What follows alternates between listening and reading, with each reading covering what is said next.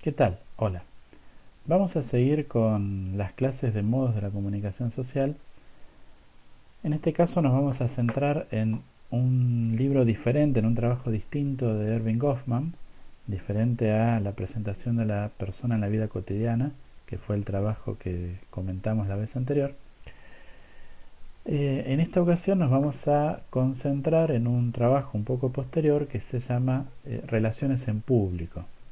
Este libro compila un conjunto de estudios acerca de los intercambios que realizan las personas, los individuos, en el espacio público. Y justamente por esa característica es que a nosotros nos resulta de interés, eh, ya que es en los espacios públicos en los cuales se introducen algunas de las más comunes tecnologías de comunicación como los teléfonos móviles. Entonces es en ese intersticio en el cual aparecen algunas situaciones para las cuales las sugerencias metodológicas y teóricas de Goffman nos resultan de utilidad.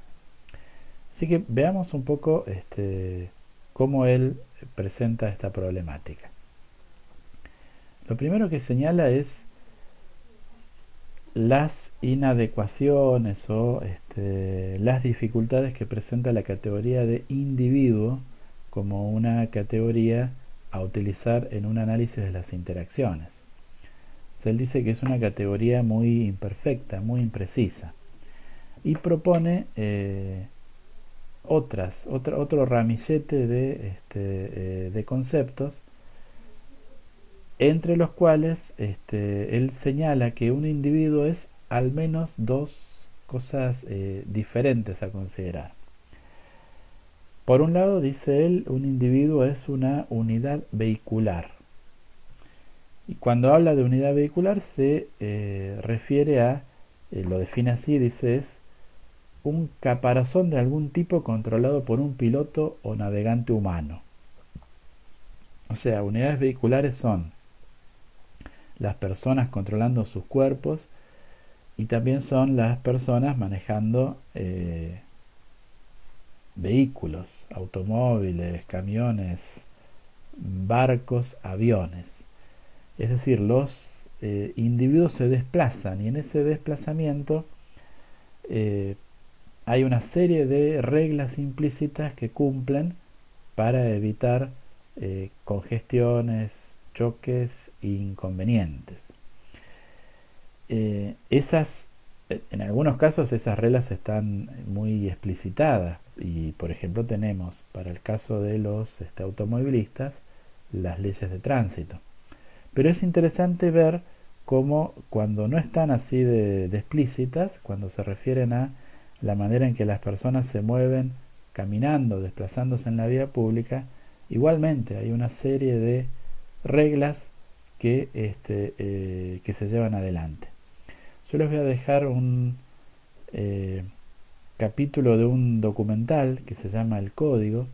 Ese documental en realidad está enfocado a, eh, o la problemática que trata básicamente es respecto a las matemáticas. Es un matemático que lo plantea. Pero hay un fragmento que es el que les voy a dejar en el cual habla de lo que él plantea como el código subyacente a los desplazamientos de las multitudes.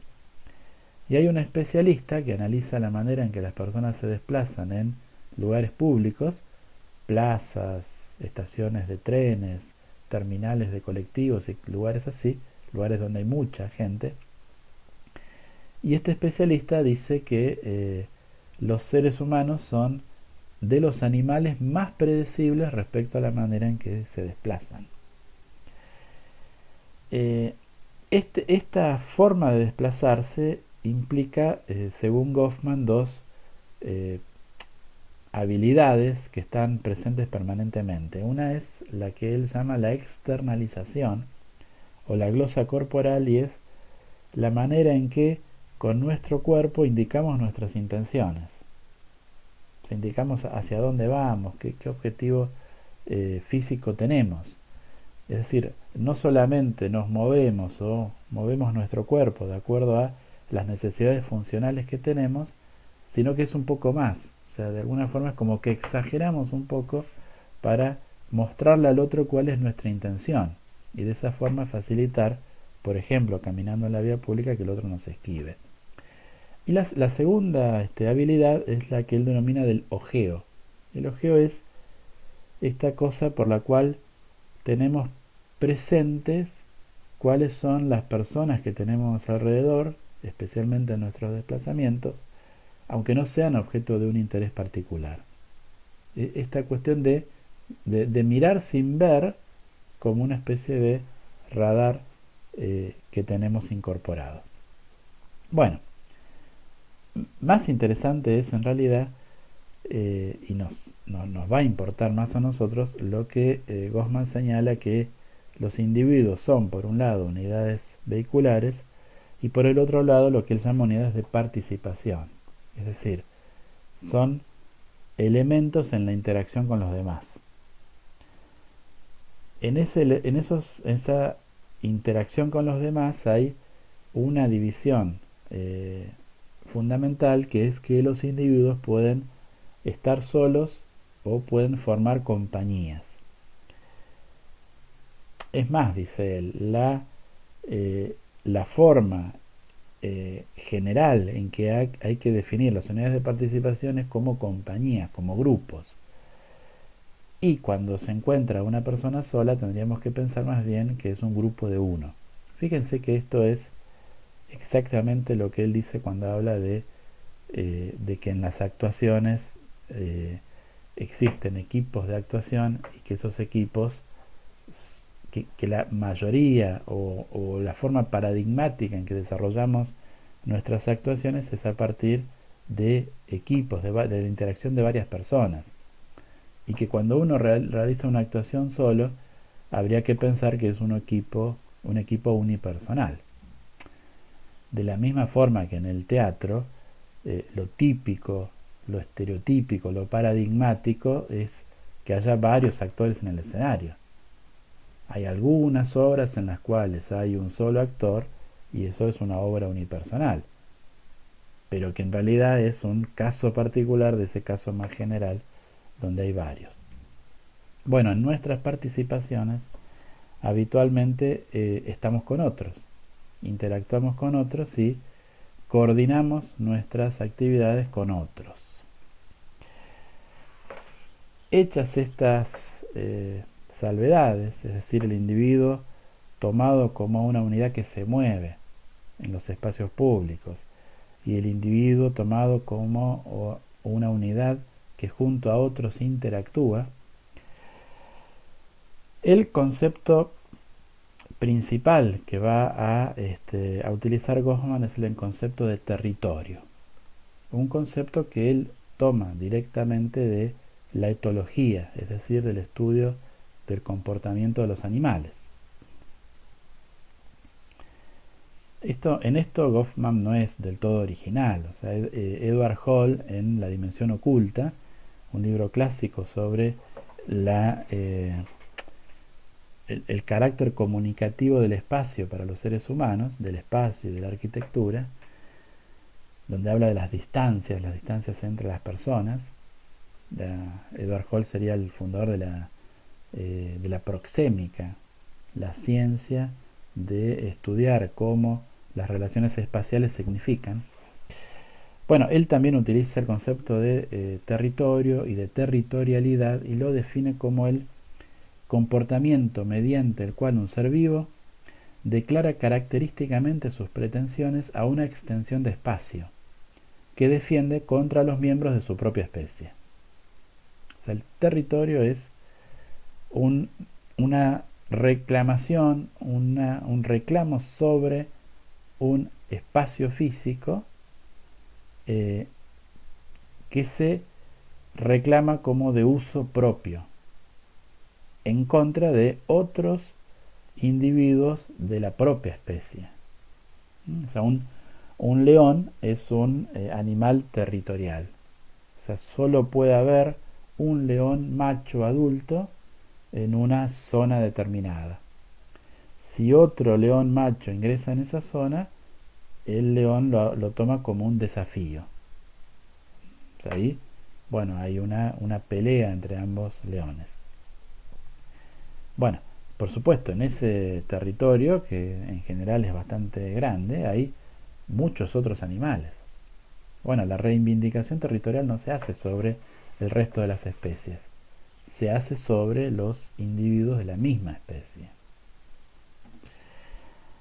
Bien, entonces utilizamos ya una palabra que es importante en este modelo de Goffman, que es la palabra reivindicación. O sea, una reivindicación es un reclamo que se hace sobre un territorio. Ahora, como a Goffman no le interesan los leones, sino que le interesan las personas, él va a tener un concepto de territorio, de territorialidad mucho más amplio. No está limitado solamente al espacio físico, ¿sí? A la cantidad de centímetros cuadrados que tengo que tener alrededor para no sentirme invadido, sino que van a ver que para él hay una serie de territorios que van desde lo físico y lo fijo a lo más personal y más, si se quiere, emocional o subjetivo o simbólico. De movida él diferencia entre tres tipos de territorios o de reservas sobre ese territorio.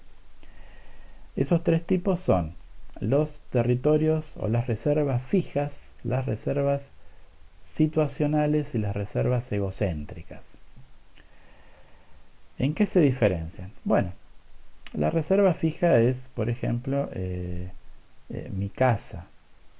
O sea, es el lugar en el cual hay un territorio físico claramente delimitado y al menos en nuestras sociedades legalmente protegido. O sea, yo tengo un título de propiedad sobre determinada parcela de terreno sobre la que monto mi casa.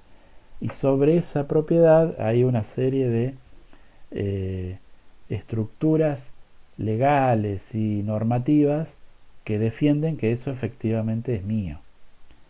Una persona no puede entrar, si entra una persona que yo no, este, eh, que no le di permiso para que entre a mi casa, bueno, eso se puede tomar como una intrusión, un intento de robo, puede ser algo penado por la ley.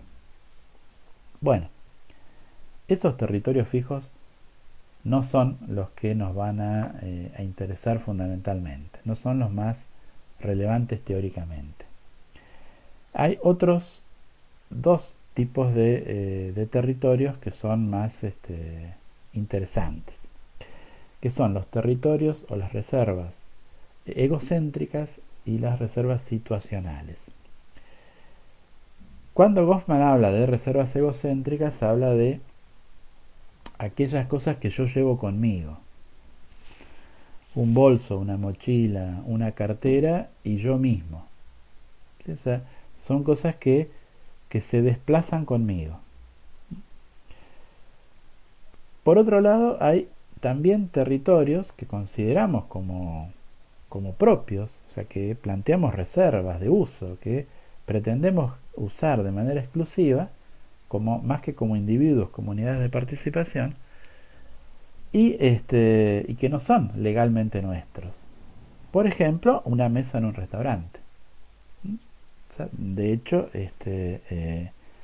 llegamos a un restaurante y hay una mesa que se nos adjudica y la mesa funciona como si fuera nuestra. Es decir, en el rato que estamos ahí, no permitiríamos o nos violentaría si otra persona agarra, por ejemplo, un pan de la panera.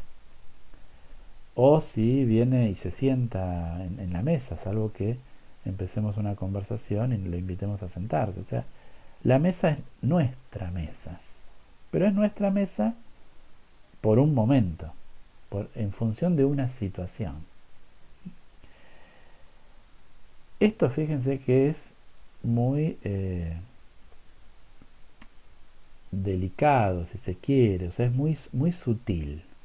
O sea, uno llega a un bar y toma un periódico, que el periódico es del bar, y lo empieza a leer. Bueno, mientras uno lo está leyendo, es como si fuera de uno. Uno termina de leerlo y lo deja arriba de la mesa del bar donde uno está tomando un café. Si otra persona quiere leerlo, me pide permiso, como si fuera mío, pero en realidad no es mío. O sea, es un parte de mi territorio en esa situación particular de cliente del bar. Pero nos manejamos como si fuera efectivamente nuestro o del otro. Planteamos reclamos. Si el otro agarra el diario sin pedir permiso, yo siento algo parecido que lo que siente el león cuando otro león se mete adentro de su territorio. O sea, somos animales territoriales, pero de una forma tal vez muchísimo más sutil que otros mamíferos.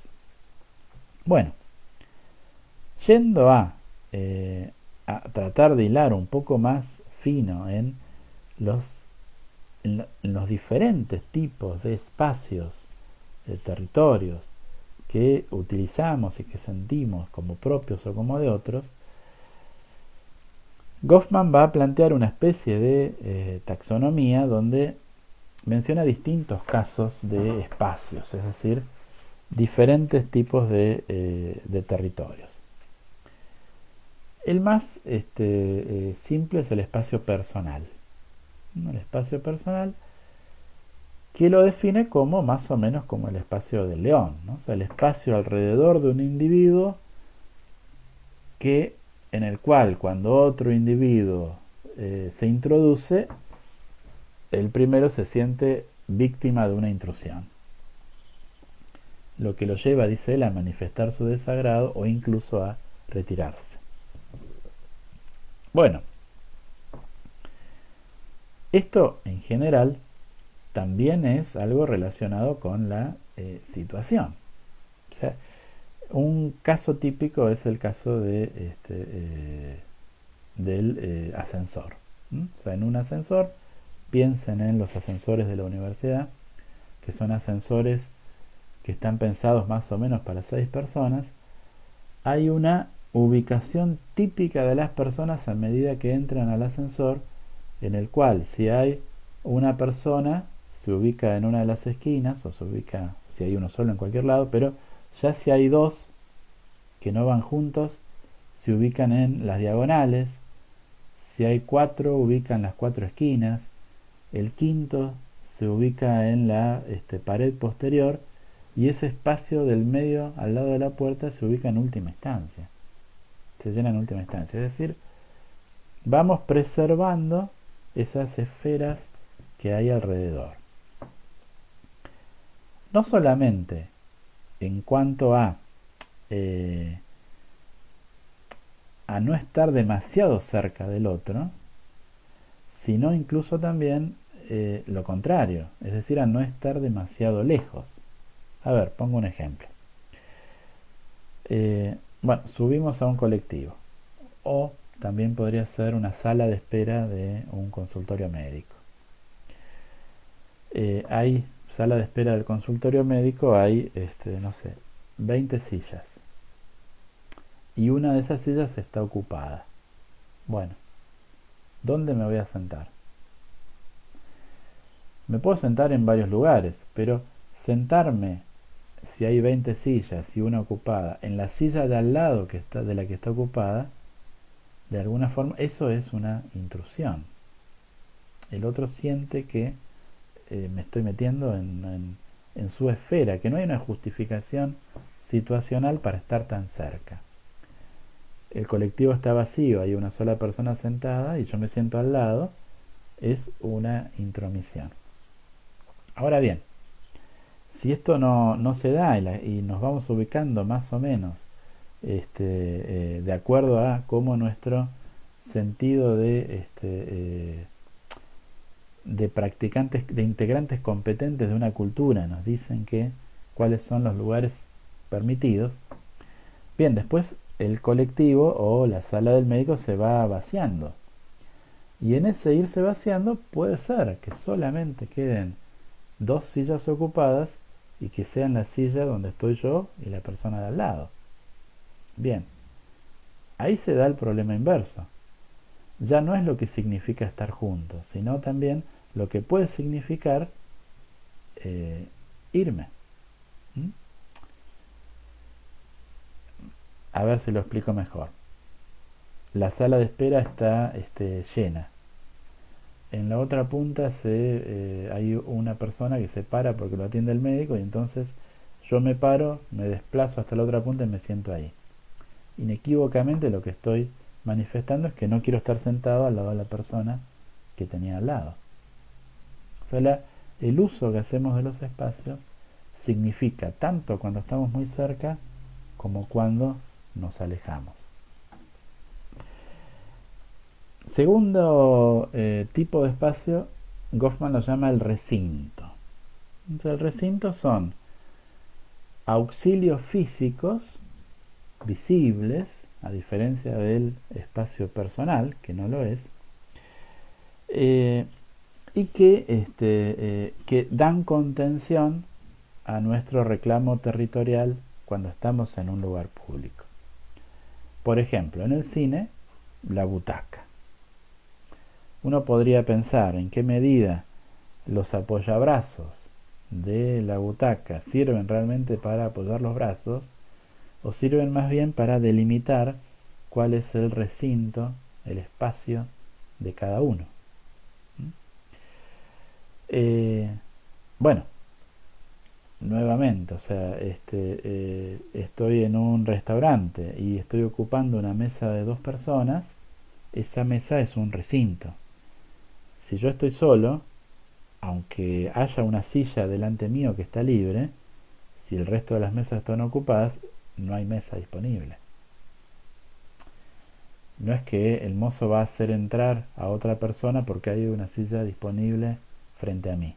O sea, el recinto queda delimitado por el conjunto de la mesa y sus sillas. Lógicamente, esto también tiene que ver con la situación.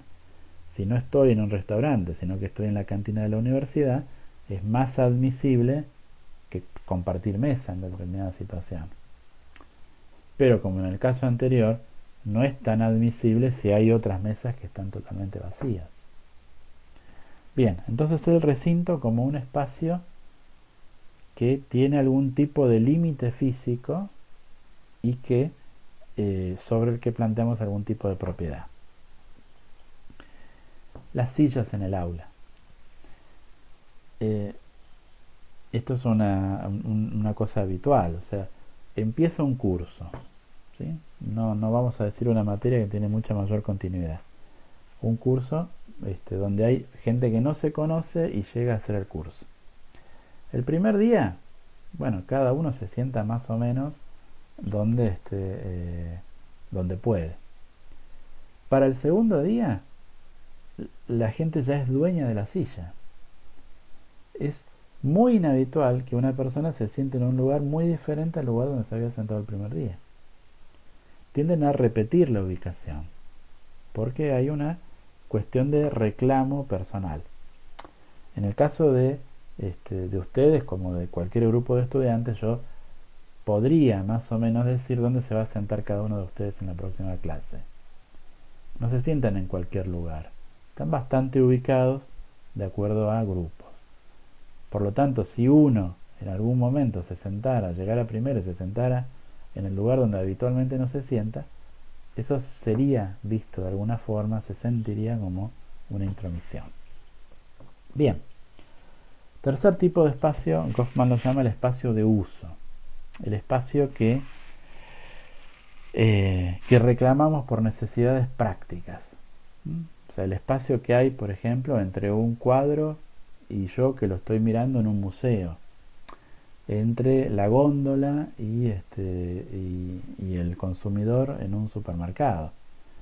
Esos espacios también son espacios que de alguna forma reclamamos como propios. Si alguien pasa entre el cuadro y yo en el museo, bueno, lo mínimo que va a hacer es pedir disculpas, es decir, reconocer en ese pedido de disculpas el hecho de que ese espacio es mío. Bien, otro tipo de espacio que van a ver que es bastante menos espacial, el turno, dice Goffman, el derecho que tenemos en la provisión de servicios, por ejemplo, en un banco, a que se respete nuestro turno. En nuestras sociedades, dice Goffman, la forma característica de administración del turno es el que llega primero, se atiende primero. O sea, el orden temporal. Una vez que eso está establecido y estamos en una cola, bueno, que se nos atienda en la posición en la que llegamos, esto lo vivimos como un derecho territorial. Tenemos derecho al turno, reclamamos ese turno. Nos molestan los colados, los acomodados. O sea, tenemos derecho a eso. O sea, cuando uno plantea que tiene derecho es porque hay un tipo de reclamo. Bien, otro tipo de territorio, según Goffman, el envoltorio lo llama. La ropa, la piel. O sea, lo que nos recubre bastante directamente. Y otra forma, y ya estamos terminando las que él prevé, lo que se llama el territorio de posesión. Los objetos que los demás pueden identificar como que son nuestros. Por ejemplo, y que funcionan también como señales, es decir, esas cosas que son nuestras aunque nosotros no estemos. ¿Sí? El bolso que dejamos en el lugar donde estamos sentados en la playa cuando nos metemos al mar. El bolso y las hojotas. O sea, eso está planteando que ese espacio, aunque nosotros ya no estemos, ese espacio es nuestro. En un lugar público como la playa. Bueno, hay otro tipo de reservas, finalmente, que él llama las reservas de información y las reservas de conversación. O sea, la información que sobre nosotros que entendemos que es nuestra y que si el otro se mete en esa información nos está invadiendo. Las reservas de conversación, el derecho que tenemos a conversar con otros en un espacio público y que no haya terceros que se metan en esa conversación, que escuchen la conversación cuando no son parte de ella, y todo el conjunto de habilidades que desarrollamos para no escuchar otras conversaciones o hacer como que no las escuchamos también. Bueno, planteado este conjunto de territorios, también tendremos que plantear en forma correlativa una serie de infracciones posibles que pueden llevarse adelante en relación a esos territorios. Es decir, hay muchas cosas que podemos hacer para invadir los territorios del otro. Lo primero que podemos hacer es colocar nuestro cuerpo en un lugar que invada el espacio personal del otro. Segunda cuestión que podemos hacer es tocar el cuerpo del otro, el envoltorio. Y Goffman utiliza el término manchar, o sea, cuando uno toca y de alguna forma es como que mancha al otro. Otra manera es la penetración visual, mirar fijo al otro durante demasiado tiempo. Eso de alguna forma es como tocarlo, como invadirlo también. Las interferencias de sonido. Sobre esto voy a hacer alguna mención un poquito más adelante. La interferencia de conversación, o sea, dirigirse al otro cuando no corresponde. hablarle al otro en la calle sin una justificación. Finalmente, los desechos corporales y las marcas que dejan esos desechos. O sea, los desechos no solamente los desechos directos, sino también los residuos, por ejemplo, de acciones como la comida. O sea, los platos con comida, es decir, eso, introducir eso también es una forma de manchar. Bien, eh, entonces vamos a tener todas esas maneras de meternos en los territorios del otro, y esas maneras de meternos en los territorios del otro suponen situaciones muy interesantes para el análisis. Yo quería señalar, por ejemplo, y les voy a dejar también un capítulo de una investigación de un colega donde analiza específicamente el caso de lo que él llama los pibes del colectivo. Y lo que analiza es la práctica por parte de algunos jóvenes de escuchar música muy alta en el colectivo, sin auriculares, pero también el conjunto de reacciones en torno a eso que evidencian esas reacciones que se asume como un tipo de invasión territorial, específicamente auditiva. Esas reacciones van desde columnas escandalizadas en los noticieros hasta propuestas legislativas.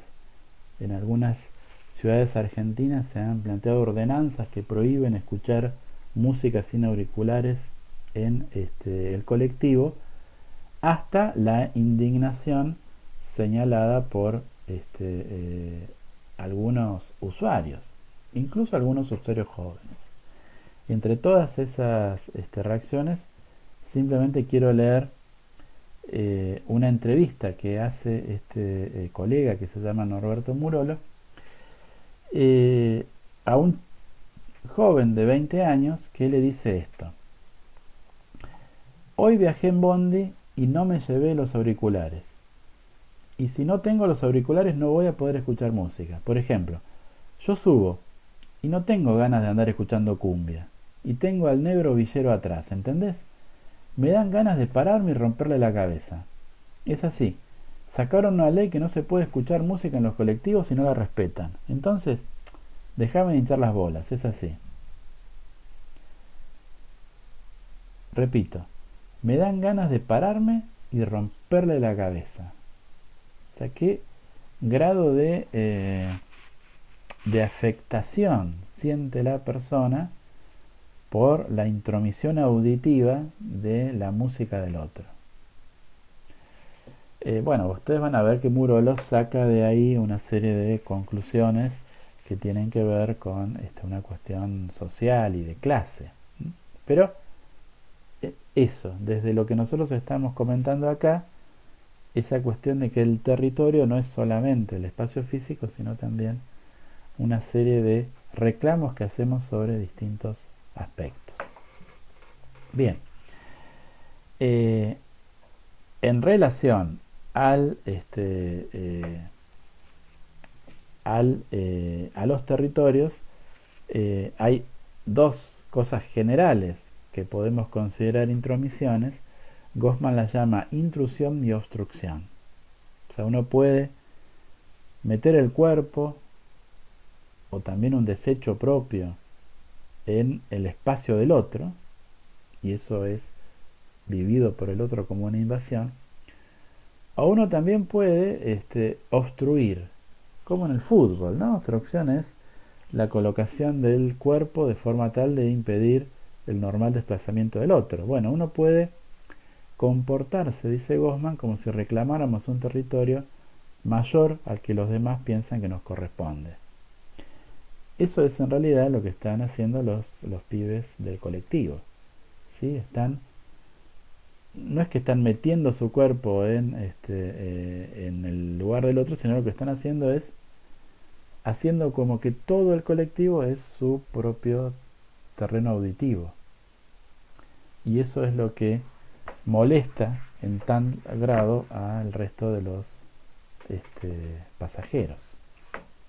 Bien, ahora, dicho todo esto sobre los territorios y sobre las potenciales infracciones a esos territorios, a esa territorialidad, hay que decir una cosa más, y es que si bien todo ese tipo de conductas puede verse como una infracción entre determinado tipo de personas, cuando la relación es de otro tipo, lo que se vería como una infracción es la ausencia de esas conductas.